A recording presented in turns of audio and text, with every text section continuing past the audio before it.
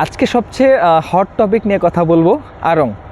আড়ং নিয়ে আমরা যত কথা বলবো তত কিন্তু আড়ংয়ের লাভ, সেটা পজিটিভভাবে বলি আর নেগেটিভভাবে বলি।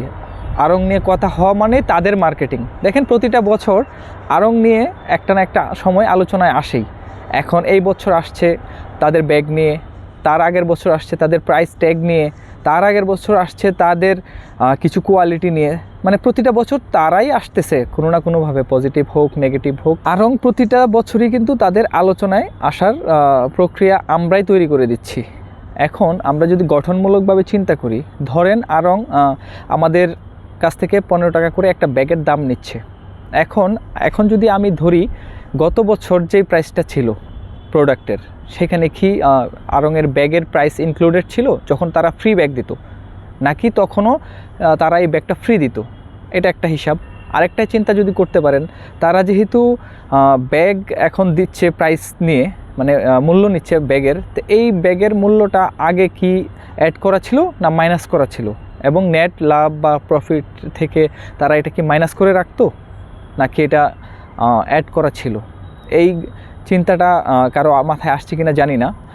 ইভেন আপনি যদি চিন্তা করেন আড়ংয়ের যেই পরিমাণ বিজনেস স্ট্র্যাটেজি আছে, আপনারা যারাই আছি তাদের চিন্তার অনেক বাইরে। কারণ তারা চিন্তা করে এক লেভেলের, আমরা চিন্তা করি আরেক লেভেলের। আড়ংয়ের টার্গেট তাদের নিয়ে আলোচনা হোক, সেটা পজিটিভ হোক আর নেগেটিভ হোক, তাদের বিক্রি কিন্তু কমছে না, দিন বাই দিন বাড়তেছে, ডে বাই ডে তাদের সেল ইনক্রিজ হচ্ছে।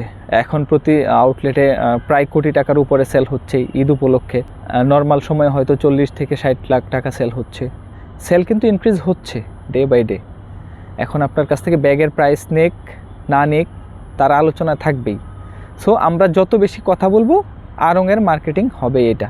এখন নতুন করে আরেকটা আলোচনা আসতেছে, তারা হচ্ছে ব্যাগের প্রাইস নিয়ে যে টাকাটা পাচ্ছে সেটা দিয়ে গাছ লাগাচ্ছে। আচ্ছা, এই গাছ লাগানোর প্রকল্পটা আসলে কতদিন যাবত তাদের, এবং এই প্রকল্পটা যে আছে তাদের বাস্তবিক কোনো প্রমাণ আছে আদৌ কি আমাদের কাছে তুলে ধরা হয়েছে কিনা, বা তাদের কোনো প্রজেক্ট আছে কিনা যেখানে তারা বৃক্ষরোপণ করছে আমাদের কাছ থেকে বা আমাদের সাধারণ পাবলিকের কাছ থেকে টাকা নিয়ে?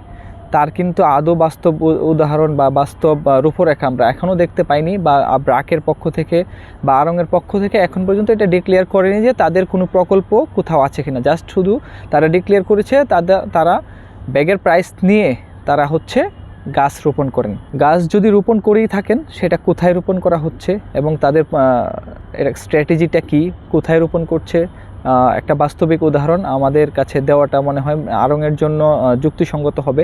আমি আজকের ভিডিওটা মূলত আড়ংয়ের পক্ষে বা বিপক্ষে না, জাস্ট কয়েকটা আলোচনা যেহেতু এখন বর্তমানে চলছে সেই সাপেক্ষে কথা বলা।